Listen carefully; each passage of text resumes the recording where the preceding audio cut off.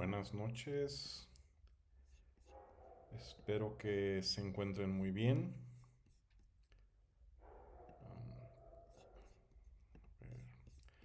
Bueno, me estoy grabándoles este video para concluir con el tema que quedó pendiente la sesión anterior, que es el yo personal. Entonces, bueno, pues espero que pueda explicarles brevemente y que lo aprovechen mucho porque es un tema, la verdad, muy interesante y pues nos vamos a tratar de meter precisamente en el núcleo de la persona. Cuando llamamos al portal de nuestra casa y una voz familiar pregunta quién es, bueno, probablemente habremos respondido muchas veces yo. En cierto sentido, esta respuesta es pues superficial, ¿no? Porque pues todos somos un yo, pero ¿desde qué otra perspectiva es, eh, es una respuesta también correcta y radical? Porque yo hago referencia a lo más profundo de mí. Filosóficamente le llamaríamos a esto a la raíz ontológica, o sea, lo que conlleva todo mi ser. Y precisamente cuando hablamos de raíz ontológica y que hablamos de todo mi ser, nos estamos refiriendo a la identidad personal. Entonces, con este simple ejemplo, pues estamos tocando el núcleo central y último de la persona, la realidad a la que llamamos yo. Hemos visto ya en los temas pasados, bueno, pues que somos un cuerpo, que tenemos libertad, que tenemos inteligencia, pero fíjense que con ninguno de estos aspectos nos hemos podido identificar completamente porque ninguno de ellos late lo más esencial e íntimo de la persona. Aparece solo de modo oculto, como un presupuesto, un fundamento, porque cuando hablamos del cuerpo o hablamos de la libertad, lo que en realidad estamos pensando es en un yo corporal, en un yo soy libre. Y ese yo es el núcleo último con lo que realmente nos identificamos. Es lo que debemos de considerar en esta sesión, ¿sí? Bueno, vamos a meternos un poquito con la historia y el pasado. Y fíjense que eh, aquí es donde este camino nos va a conectar con lo que es la subjetividad, que muchas veces lo hemos hablado, ¿no? El hecho de que la filosofía no haya captado este aspecto con la correcta profundidad hasta muy reciente, o sea, prácticamente el siglo pasado, tuvo como consecuencias que tampoco se haya ocupado del yo en cuanto tal. La filosofía clásica y particularmente la medieval, pues se ocuparon de la conciencia, fundamentalmente desde el punto de vista de la acción y de la moralidad, o sea, lo que es bueno, lo que es malo. Para que una acción tuviera calificación moral, pues era necesario la advertencia por parte del individuo y la reflexión se enfocó principalmente desde esta perspectiva, ¿no? Entonces, la conciencia como advertencia de la acción, cómo darse cuenta de que estoy actuando y de que esa acción es voluntaria. Eh, en este sentido, la escolástica que estaba centrada en el objeto, ¿se acuerdan? Adecuar mi inteligencia hacia el objeto o la realidad. Entonces, eh, por esto mismo, le resultó generalmente muy difícil ser consciente de el individuo y de la interioridad que tiene este individuo. Por tanto, la reflexión sistemática sobre la conciencia en cuanto tal es obra propiamente de la modernidad. Se puede considerar a Descartes como su iniciador.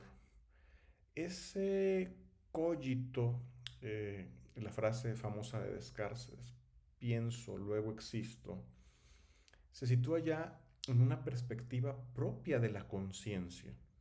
Esto quiere decir que en el interior del individuo, o sea, yo, que soy un individuo, un sujeto, pienso. Y esta afirmación implícita en la tesis de Descartes estaba anunciando a la conciencia como una primera categoría filosófica. Entonces, este descubrimiento de Descartes tuvo como repercusión este, llenar un hueco en la filosofía anterior, que no se había podido ocupar ese espacio. Eh, si bien, bueno, no estaba Descartes de todo en lo correcto, en lo cierto, pero bueno, sí le tenemos que atribuir y reconocer que él llevó a que nos empezáramos a fijar en la conciencia del ser. Bueno, sin embargo, pues esta aportación de Descartes, pues rápidamente se va a ver frustrada y desbordada, precisamente porque no estaba profundamente sustentada ontológicamente, o sea, no estaba completamente integrada a la totalidad del ser. Entonces, pues la conciencia que Descartes señala, pues estaba, pues ahora sí que sostenida por alfileritos y porque no estaba radicada en el ser.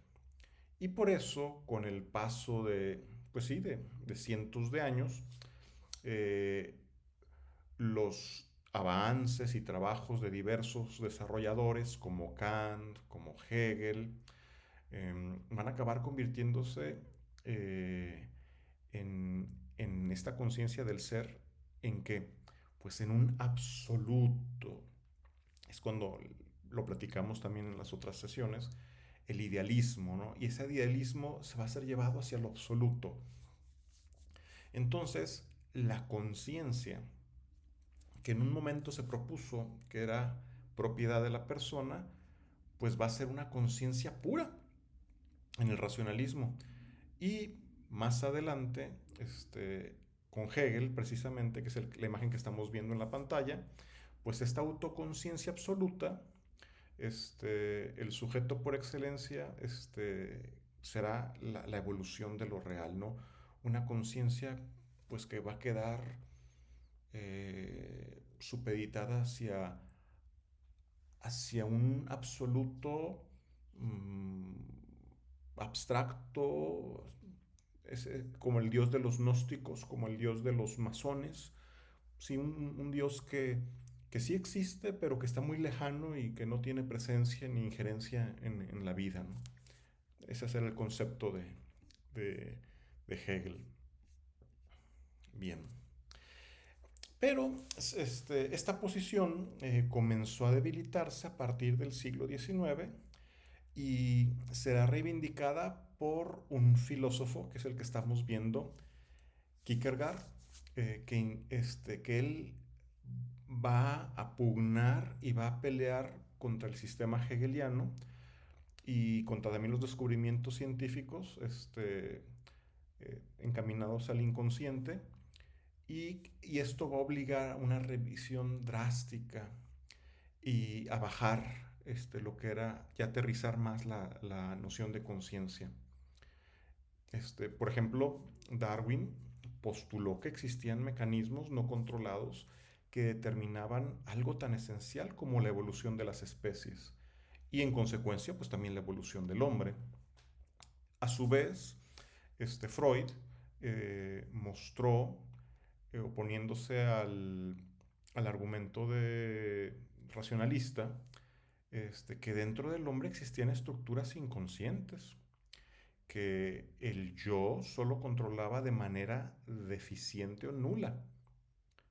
Sin embargo, que sí influían en un modo relevante en la personalidad. Y finalmente otros investigadores pues, van a mostrar cómo la sociedad también intervenía de manera consistente, pero a través de mecanismos oscuros en la formación de la identidad de la persona.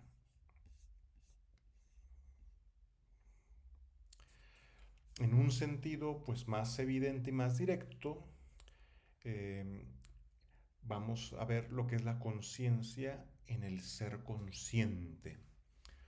Cuando yo actúo, por ejemplo, soy consciente de que estoy actuando. No realizo una acción de modo irreflexivo, oscuro, sino que al ponerla ya en acto, de un modo misterioso, pues me doy cuenta que estoy poniendo esa acción, de que está surgiendo de mi interior y de que está allí existiendo. En un cierto sentido, como diría el Papa Juan Pablo II cuando era filósofo, esta dimensión de la conciencia es como poner los objetos, o sea, las acciones, las experiencias, las vivencias, a la luz. La conciencia los ilumina y puedo verlos. O sea, es decir, están ahí, están sucediendo. Yo soy consciente de ello. Aquí es importante darnos cuenta, eh, de todos modos, que la conciencia entendida de este modo, ojo, ni es intencional ni tampoco es cognoscitiva, o sea que yo adquiero y a través de eso conozco. O sea, para decirlo en sentido estricto, la conciencia no conoce al objeto. Esta, como ya lo vimos, es la misión de la inteligencia, no de la conciencia. Lo que hace la conciencia es iluminarlo para que la persona se dé cuenta de lo que está conociendo, experimentando o viviendo. O dicho de otra manera, yo puedo llorar, puedo reír, puedo gozar o puedo sufrir, conocer o querer, pero la conciencia no hace nada de esto. La misión primordial de la conciencia es permitirme darme cuenta de que estoy riendo o de que estoy llorando, de que estoy conociendo o de que estoy amando. O sea, es decir, permitirme ser consciente de mi propia vida. Entonces, la conciencia como ser consciente de es el aspecto que considero principalmente la filosofía medieval, la conciencia del acto. Soy consciente de que actúo y por eso, entre otras cosas, soy moralmente responsable. Pero esta dimensión, aun siendo importante, no es la fundamental. El papel esencial de la conciencia consiste en constituir el lugar del yo y de la subjetividad. O sea, ¿qué significa exactamente lo que estoy tratando de explicar? Bueno, significa que somos personas no solo porque seamos conscientes de nuestra actividad, sino por algo mucho más profundo que posibilita ese darnos cuenta, por la existencia de un espacio que tenemos en el interior en el que vivimos y lo habitamos, en el que nos introducimos y arraigamos nuestras experiencias, del que surgen nuestros sentimientos, nuestros amores, nuestros odios, y al que vuelven una vez mezclados y enfrentados con el mundo. O sea, ese espacio interior es como, imaginemos un escenario de nuestra vida, de donde proceden y donde retornan todo lo que experimentamos a nivel psíquico. Es un lugar de la persona, de la subjetividad. Por eso mismo, la puerta filosófica del yo, que no puede existir este, si no es recogido y acogido por la subjetividad. Y la existencia de este espacio es posible gracias a la segunda dimensión de la conciencia, la cual consiste en formar la experiencia vivida, lo que nos permite al hombre experimentar de modo particular la propia subjetividad. Bien, entonces, pues la conciencia, como ya estamos descubriendo, tiene entonces dos dimensiones. Una por la que nos damos cuenta de nuestros actos y otra, la más fundamental, por la que vivimos interiormente.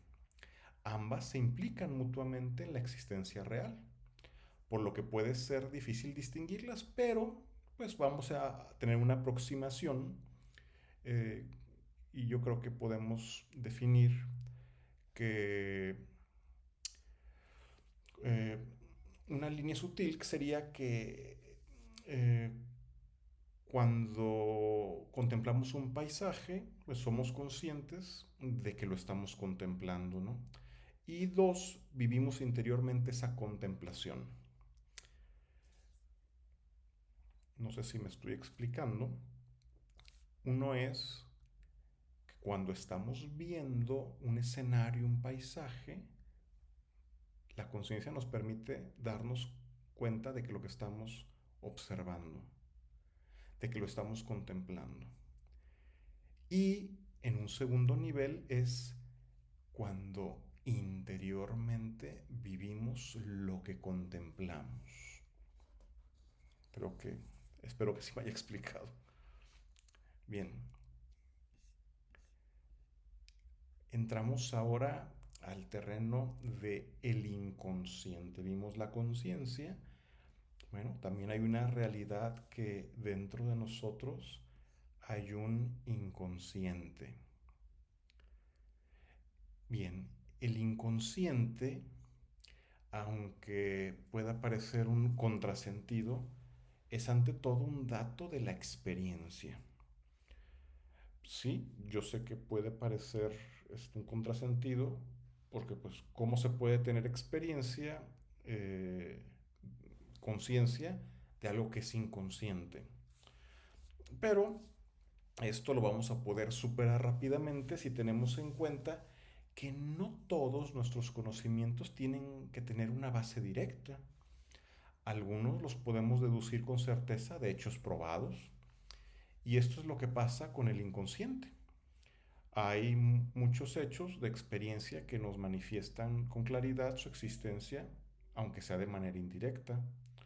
Por ejemplo, los artistas, ellos entran en esta categoría. El artista puede trabajar intensamente para crear algo bello, pero para ello necesita un impulso, ¿no? Algo que brote de ellos y que no precisamente lo pueda controlar. O sea, es algo que llamamos, por ejemplo, la inspiración, la cual se oculta en las profundidades, en el interior de la persona, en su espíritu, y de pronto surge y se manifiesta de un modo inesperado.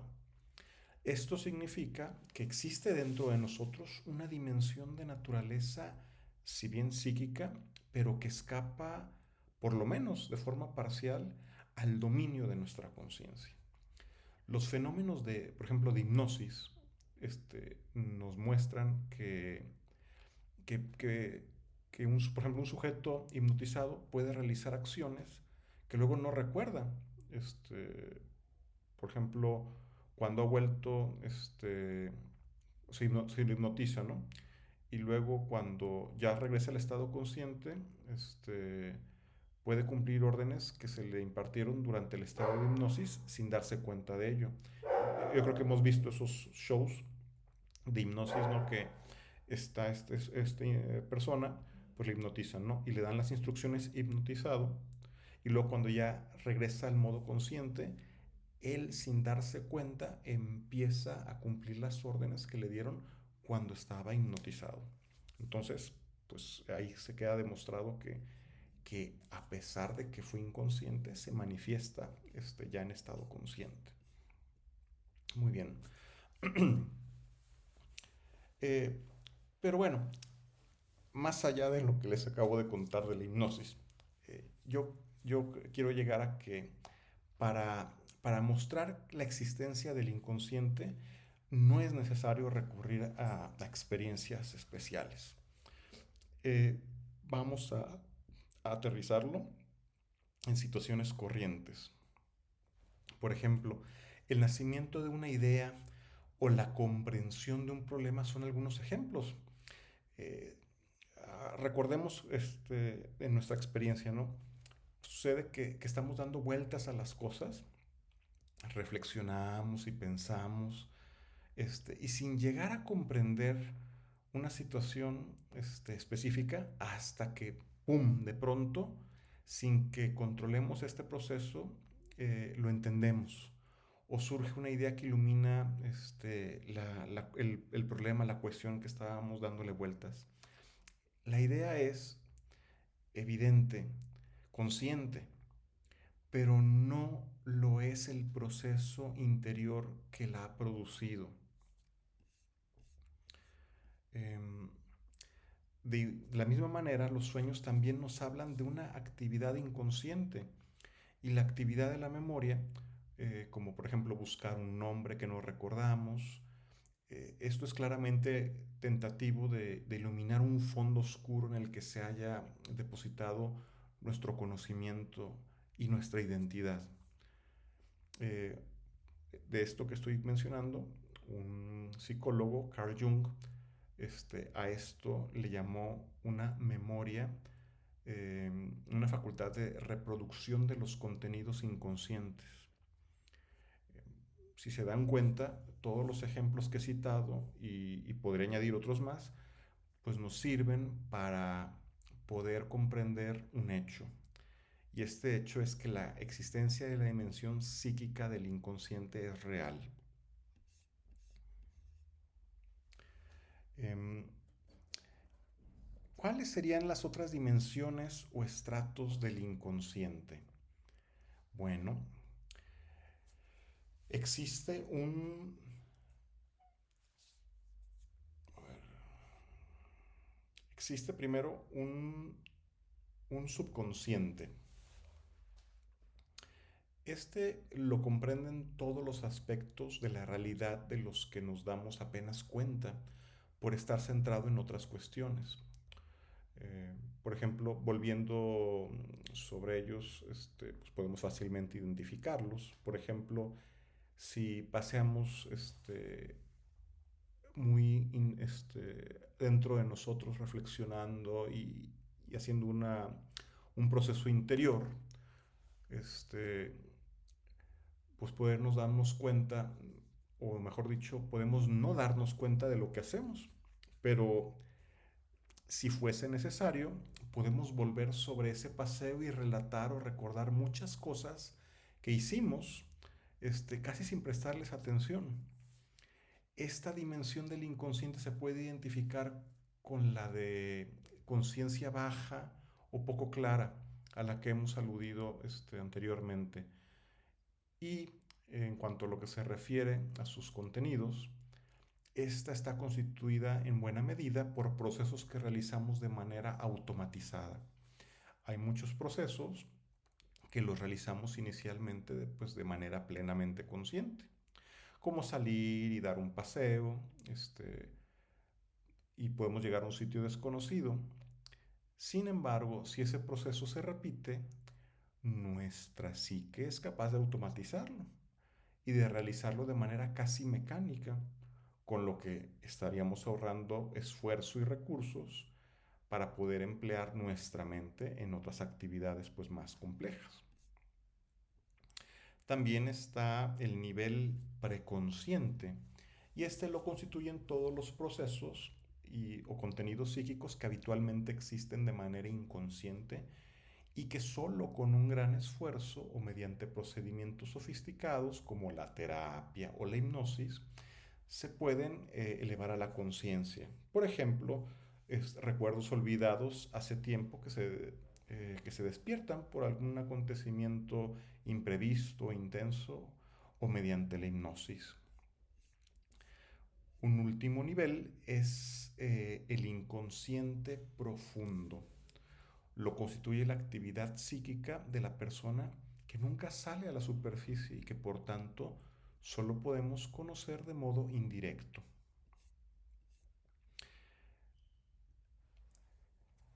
Hay un autor que se llama, bueno, son dos autores de hecho, es Vicente y Choza, que ellos distinguieron hasta 5 actividades distintas del inconsciente. La vegetativa, la motora, la perceptiva, la afectiva y la lingüística. Y bueno, brevemente, el inconsciente vegetativo, por ejemplo, está constituido por la actividad psíquica que no es consciente de la persona. Y por tanto, se llama vegetativo porque lo que controla son los procesos vegetativos. En esa misma línea, el inconsciente perceptivo estaría formado por los procesos no conscientes, que son muchos, y que intervienen en la actividad, ahora sí, cognitiva humana. Es los mecanismos de percepción, procesos de selección, procesos de información no controlado, etcétera. Estos serían las 5 actividades distintas.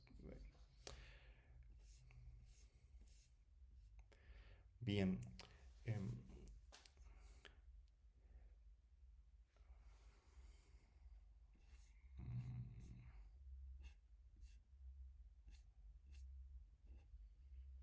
y ahora sí, estamos en posibilidad de entrar a el yo como núcleo último de la persona.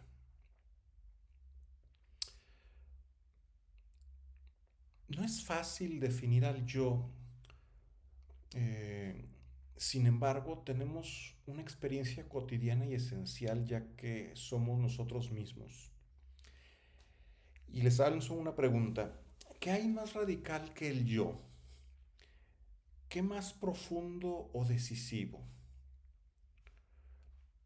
Fíjense, por el yo somos sujetos y entramos en la categoría de los seres espirituales que trascienden lo efímero y lo caduco de las cosas. Pero aferrarnos a la esencia y a sus características no es una tarea sencilla. La primera propiedad que se puede asignar al yo es la autoconciencia. El yo se caracteriza por ser consciente de sí mismo, lo cual le permite pues, vivir su propia vida. Las experiencias, los sucesos, las acciones no son algo que sucede en el exterior, sino que es algo que acontece en el propio yo, que toma por ello conciencia de sí y las asume. Otra propiedad esencial de yo es la autoposesión. El yo personal se posee a sí mismo. El espacio de la autoconciencia es su espacio, del que es dueño y al que nadie puede acceder desde fuera en sentido radical. Por eso, decir yo es decir también intimidad. A su vez, en dependencia de la posesión encontramos el autodominio, del que ya tratamos cuando hablábamos del tema de la libertad. Al yo ser dueño de mí, puedo disponer de mí y decidir mi destino tanto desde un punto de vista moral como existencial.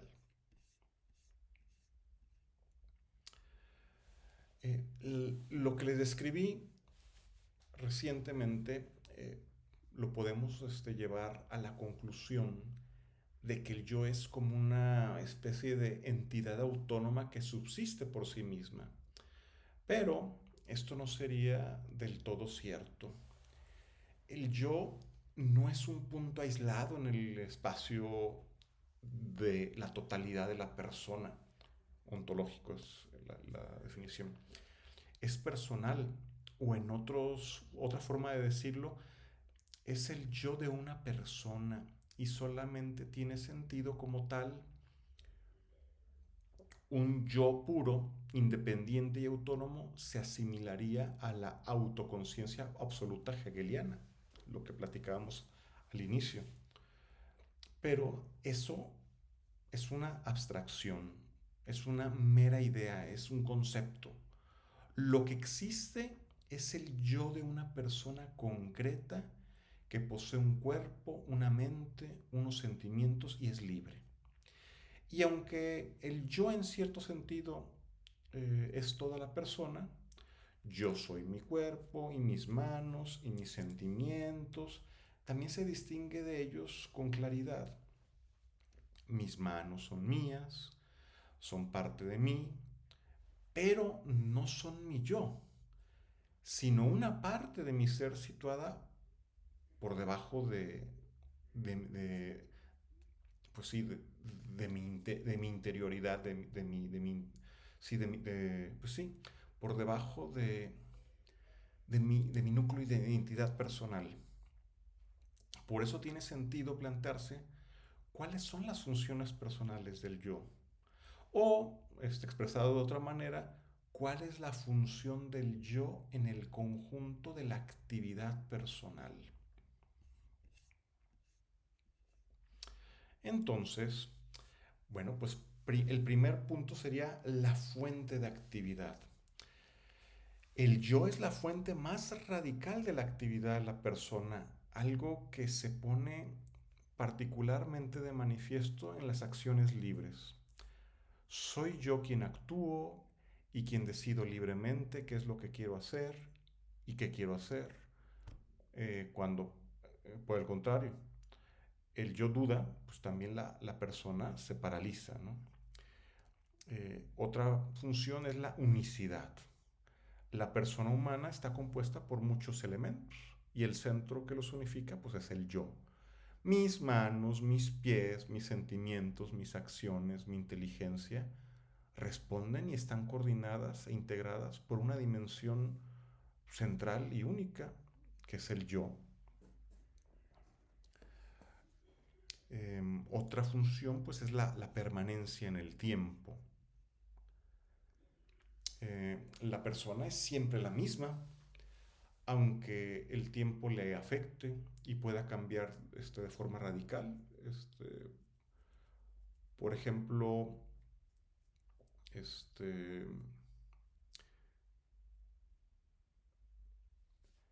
nosotros nacemos, somos unos bebés, luego somos unos niños, luego somos adultos, luego somos ancianos.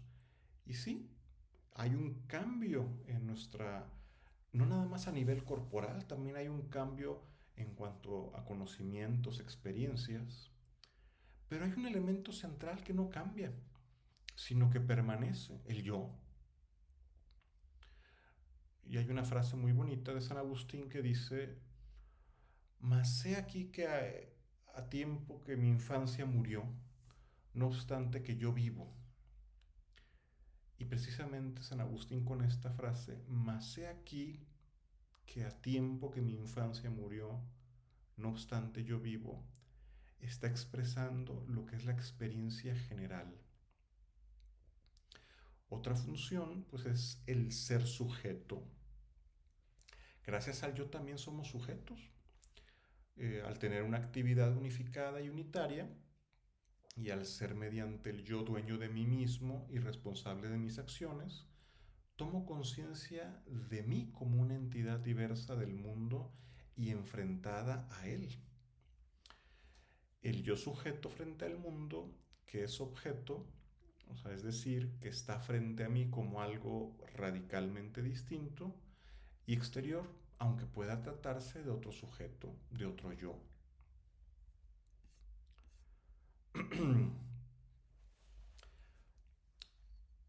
Sobre la personalidad y la identidad, yo soy sujeto, permanezco en tiempo, soy fuente de actividad, etcétera, pero la soy de un modo concreto y único.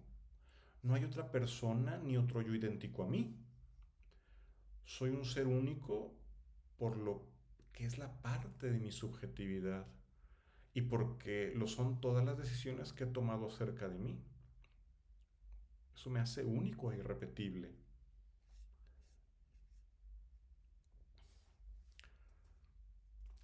Entonces, pues podemos afirmar que el yo es central en la subsistencia e identidad de la persona. Las cosas pasan, las acciones desaparecen, el cuerpo envejece. Sin embargo, yo permanezco.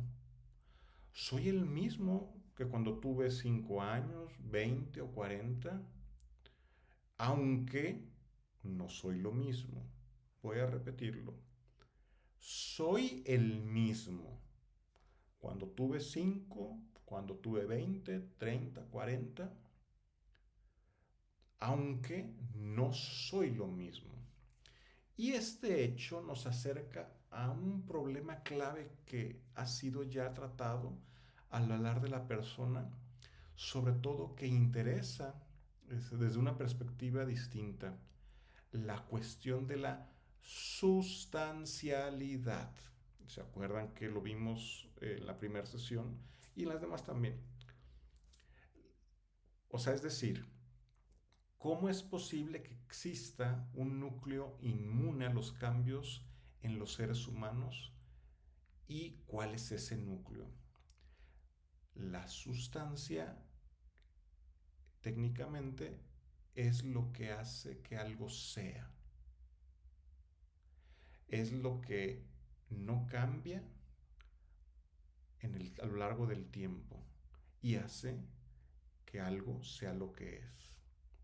Entonces, cuando hablamos de la cuestión de la sustancialidad en el yo, la cuestión aquí es cómo es posible que exista un núcleo, o sea, algo que es lo que hace que sea, algo que permite que algo sea y que no cambie en los seres humanos. Y la otra pregunta sería, pues, ¿cuál es ese núcleo? La cuestión puede plantearse inicialmente en los siguientes términos. ¿Hay un yo que sea el sujeto o el propietario de la vida? Con esto quiero decir, de todos los actos y pasiones. O más bien, el yo o la propia individualidad no es más que pues la ligazón interna de todas las vivencias. Después de todo lo que les he platicado sobre el yo creo que la respuesta es clara. El yo no es un conjunto particularmente intenso de vivencias, como podrían sostener algunos antisustancialistas como Hume, sino que es algo mucho más. Es su propietario, es el lugar en el que existen y en el que tienen sentido todas estas vivencias. Y es por eso una raíz de la subsistencia. Las vivencias pasan, pero el sujeto, el yo, permanece. Es algo bien profundo y también muy interesante. Entonces, eh, ya aquí nos estamos metiendo en la metafísica, ¿no? Y la metafísica clásica, pues, ha utilizado dos categorías para expresar el hecho del que estamos platicando. La primera es la sustancia, lo que es en sí y no en otro, y la de suppositum, que es lo que está debajo. Ambas reflejan muy bien la permanencia ante los cambios, pero presentan un problema. Son poco adecuadas para expresar la subjetividad. La expresión suppositum, indica el Papa Juan Pablo II, sirve para definir el sujeto de modo completamente objetivo, abstrayendo el aspecto de la experiencia vivida y en particular la experiencia vivida de la subjetividad, en la que el sujeto es dado a sí mismo como yo. Y algo similar como vivimos en su momento le ocurre a la definición de Boecio. ¿Se acuerdan que la vimos en la primera sesión? Que emplea en esta definición Boecio el concepto de sustancia. Definir a la persona como sustancia individual de naturaleza racional. Esto es cierto. pero también lo es que en ninguno de los elementos de esa definición se pone de relieve que la persona posee un yo y una subjetividad.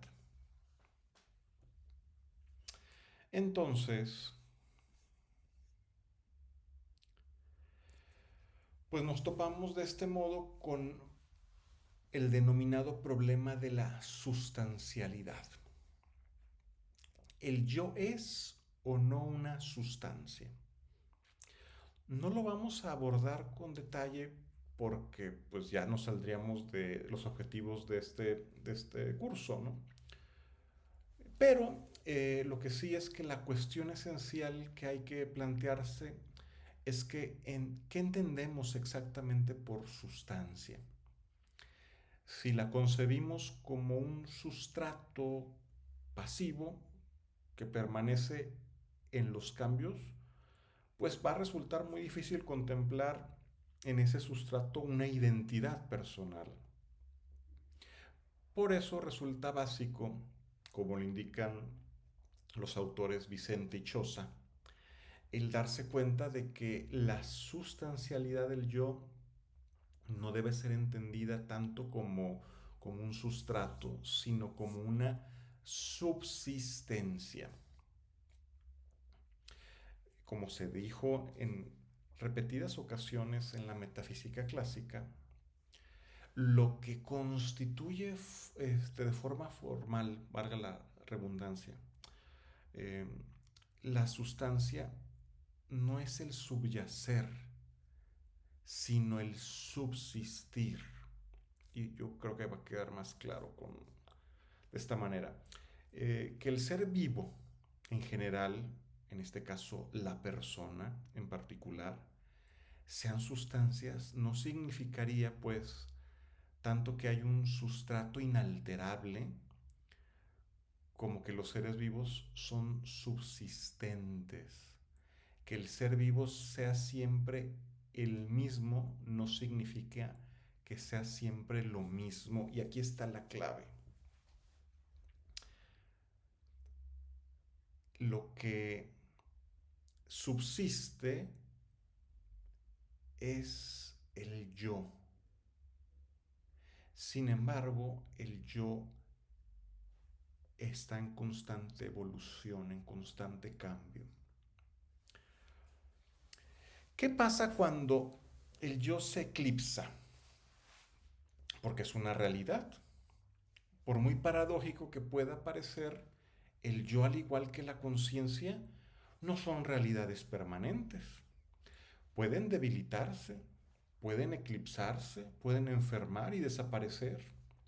Por ejemplo, la hipnosis supone generalmente un cierto debilitamiento del yo, y algunas enfermedades psicológicas, por ejemplo, la esquizofrenia, producen complejísimos trastornos cuyo rasgo común es que el yo no puede disponer de modo armónico de sí mismo.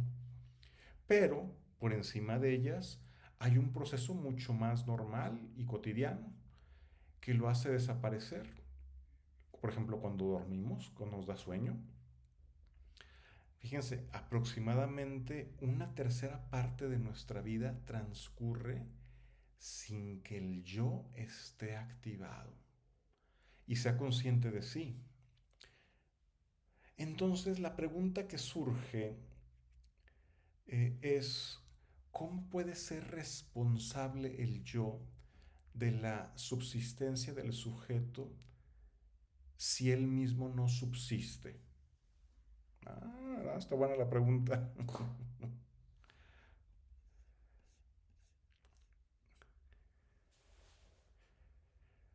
La única respuesta posible es que aunque el yo es una realidad central para la persona y el principal responsable de su permanencia e identidad, existe todavía una realidad más radical que el yo, la misma persona.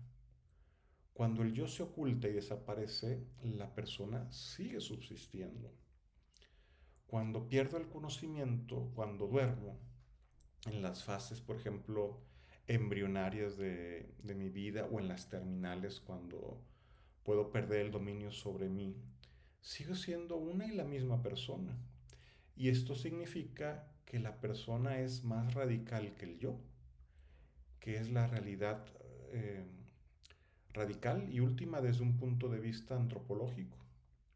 Esto es algo, por otra parte, tampoco debería sorprendernos, ya que el yo, como hemos visto, solo tiene sentido en la persona, no en un absoluto que subsiste a sí mismo, sino una propiedad del ser personal por el que éste toma conciencia de sí en un mundo subjetivo y único.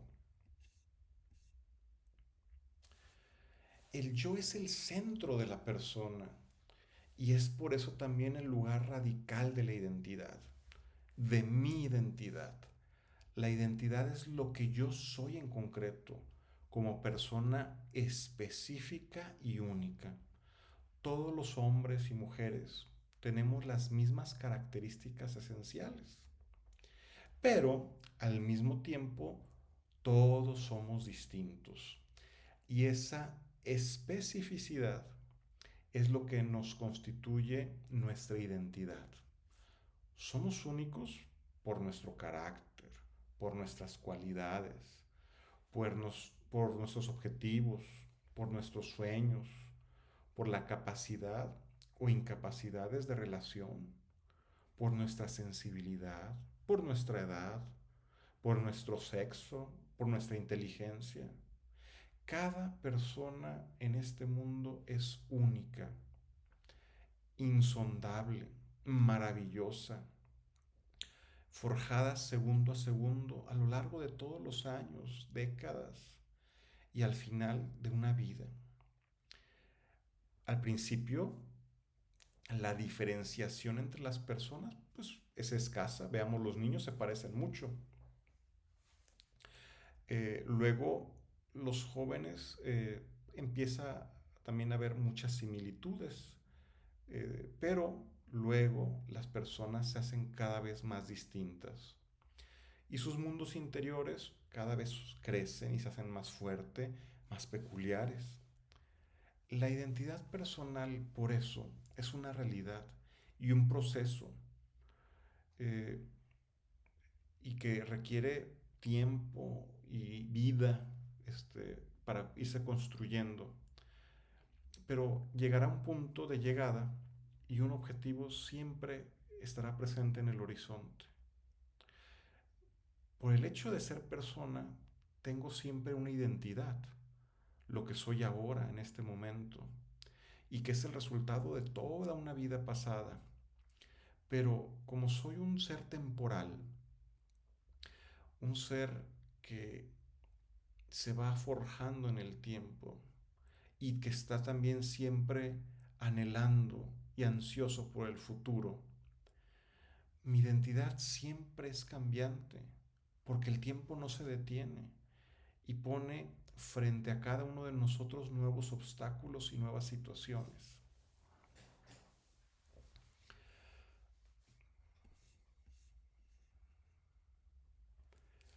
Hay momentos en la vida en los que nuestra identidad se encuentra firme y estabilizada. Sabemos quiénes somos y lo que queremos. Son generalmente tiempos de bonanza interior, de serenidad, llegan los años de madurez, em,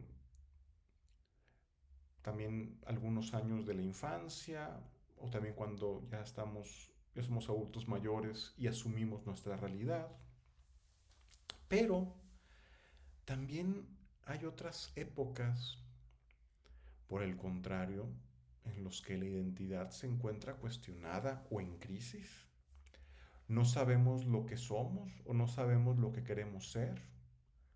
La persona se enfrenta con cambios radicales que la dejan desconcertada y perpleja y la obligan a tomar decisiones importantes. Un momento clave es la adolescencia, pero también hay otras épocas de la vida en las que la identidad es particularmente cuestionada o sufre cambios profundos.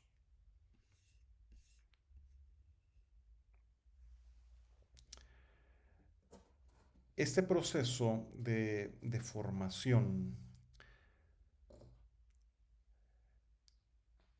se ha demostrado que, por ejemplo, Freud, Erikson y Piaget,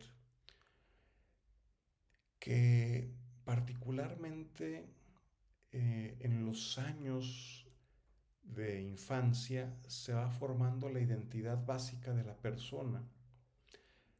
Y esta identidad básica de la persona, una vez que ya se ha formado, pues va a ser difícil cambiarla.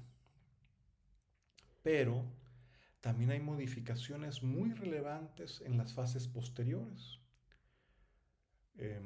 Particularmente en torno a los 40 años es significativo porque en ese instante supone un cambio en la pendiente en el horizonte de existencia. Supongamos que vamos ascendiendo por la vida y ya en torno a los 40 años se alcanza la cima de esa pendiente y desde ahí se contempla toda la existencia y luego empezamos a descender, descender, descender. Entonces, en este momento, pues el final de la vida ya se ve de manera lejana, pero ya lo alcanzamos a ver. Y esto lleva en la persona pues, que haga un examen de su vida, una valoración de lo que ha hecho anteriormente y también le impregna una particular trascendencia a las decisiones que se adoptan, porque pues ya no van a poder ser revocadas como en la juventud. Ya ven que se le llama esto la crisis de los 40. Y algo similar ocurre con el último periodo. Eh, está este libro de Romano Guardini que lo trata. La vejez no es simplemente un cambio en la vertiente de la vida. La vejez significa un fin y por eso afecta de manera radical a la identidad de cada individuo. La refuerza y se ve como la consumación de la vida o cuando dejamos cosas pendientes, pues la quiebra y la fragmenta. Si esta persona no logra aceptar el final.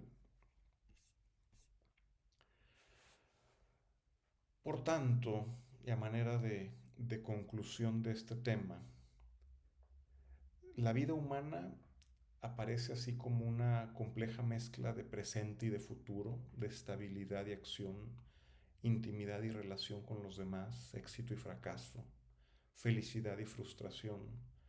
Son temas centrales que no se pueden dejar ni alejar del estudio de la antropología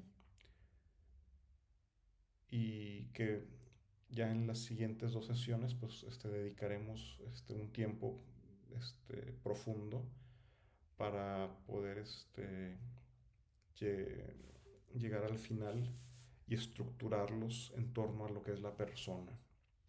Pues espero que les haya resultado interesante y provechoso y que realmente haya logrado transmitir lo que es el yo, el yo que es el centro de la persona. Pues primero Dios, nos vemos el miércoles y les deseo este, un bendecido día. Hasta luego.